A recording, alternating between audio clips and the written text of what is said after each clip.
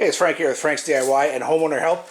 And here's just a quick video on something I highly recommend. I highly recommend getting one of these or several of these cheap toolkits, right? If you're doing it yourselfer, it's kind of, you just don't go out and buy every single tool in the world. So you got to kind of collect the tools as you go. And what happens is you often end up missing stuff. So you lose a socket, you lose a wrench, that type of thing. When these things go on sale, I'll buy one. I'll buy one if it covers all the stuff that I know I'm going to need for any given set of jobs. So, you know, I haven't bought one for a long time, but I bought this one just because I know I'm missing some sockets for my socket wrenches and such.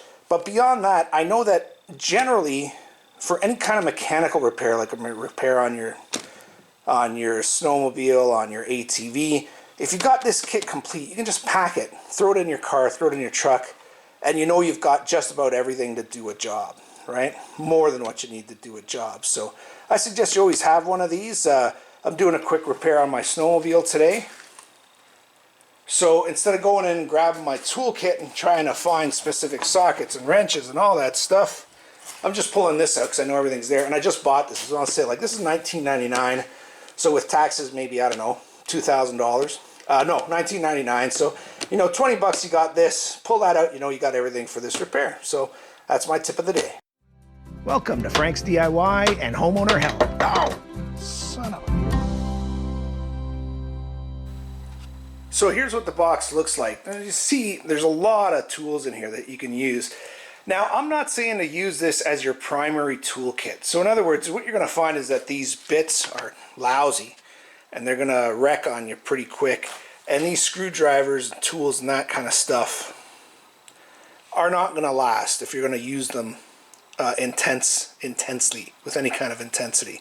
But you got your complete sets of Allen keys, both sizes. You got a decent array of wrenches. You got a really good number of sockets here. So I say use this as your I know I've got something kit in there, or your emergency kit. That's what I do. If I need to do a quick job, I just pull this out because I know I've got the tools there. Here's one thing that I noticed about this kit though. Check it out. See if I can set this up properly.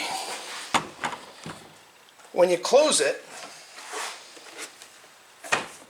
lock it up, listen to how the stuff is moving around in there. You hear that? So that's mostly the sockets that are not pushing up against anything. They're wanting to jump out of their place. You see that? And this is a drag. This is how you start to lose these things, right? The sockets start kicking out of their spot, and then you'll go to open the lid and they might fall out or that type of thing. So this is what I'm going to just suggest you do, and this is what I do, just to make sure this doesn't happen. Put everything in the way it's supposed to go first off. And just cut a piece of cardboard. So I grabbed a nice little pizza box here with no grease on it, and just set it on top of that. Now when you close the lid, something's applying a bit of pressure on those sockets, and listen to the difference now. See, they're not moving around in there at all. So when you open it back up,